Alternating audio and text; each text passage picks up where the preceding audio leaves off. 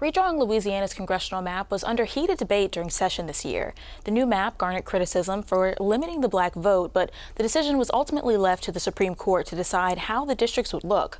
More controversy has emerged this week as Republican officials asked the U.S. Supreme Court to set a narrower definition of black for redistricting in Louisiana. Joining me to talk about the impact of this potential change is Jim Inkster, who is a political analyst. Thank you so much for joining me, Jim. Good to be with you, Kara. All right, so let's backpedal a little bit. Why is the U.S. Supreme Court being asked to redefine what's considered black and what isn't? Louisiana and Alabama have cases before the court determining congressional districts, and an argument can be made, some would say convincingly, that blacks are underrepresented in both states because there is a big proportion, not a majority, but a strong minority of black citizens, 33% in Louisiana, and 1/3 of our districts would mean that we are underrepresented because we only have 1 out of 6, and we should, based on the numbers, if we're just doing raw numbers, have 2 out of 6. So these numbers actually matter. Now the question is whether this new look that the Secretary of State, Kyle Ardoin, is asking for will really make a difference, because based on the early reading, it only includes people who identify as black, white, and Latino. So it wouldn't involve a lot of people, but cases like these set precedents and usually involve cases that might go before the court at a future time. So it could be a significant case before the court, and it involves us right here in Louisiana. So first, who is considered black in Louisiana? In Louisiana, we have a long tortured history in that realm.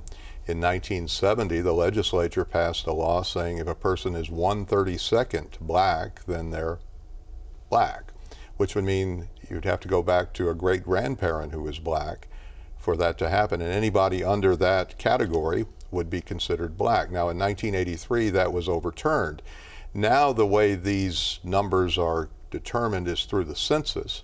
And if somebody checks off that they're black and white, they're still considered to be black. And now this new wrinkle is the people who check black, white, and Latino.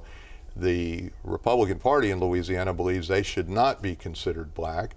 And elections are won at the margins, and sometimes these percentages mean something, and this is something that they've decided to take issue with.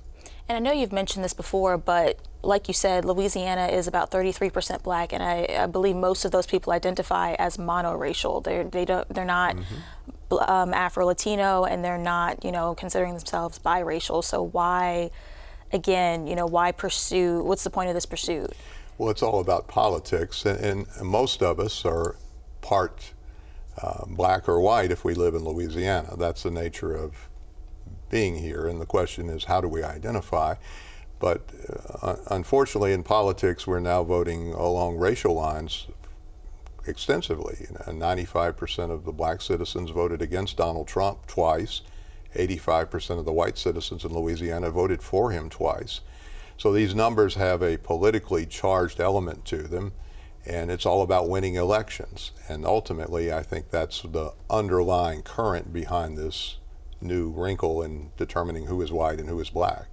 Well, originally, whenever people were bringing up the congressional map, and they had a lot of criticism behind it, one of the biggest arguments was that it was a violation of the Voting Rights Act. Mm-hmm. So if we redefine what is considered black, does that argument still matter? The Voting Rights Act would seem to indicate, as Judge Shelley Dick ruled, that Louisiana is not in compliance. Now, the Supreme Court has a case before it, not only from Louisiana, but also from Alabama, in which they could throw out Section 2. And if they do that, then it really won't matter.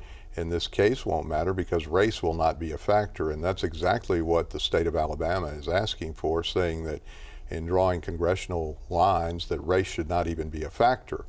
But as we know, in the South, we have a long, tortured history with race, and some people believe we're not past it yet and that we need some kind of structure that is imposed on us from the federal government. But there's some cases, one from Alabama, one from Louisiana, which could set really interesting precedents. So in conclusion, this isn't new. We've done this a couple times in Louisiana, defining who's black and who isn't for political reasons. And I guess this is just the next argument, the next decision. In Louisiana, we have a history of racially charged politics. We're the state that, as a people, gave 60% of the white vote to David Duke for U.S. Senate in 1990. 55% of the white vote went to him when he ran for governor a year later.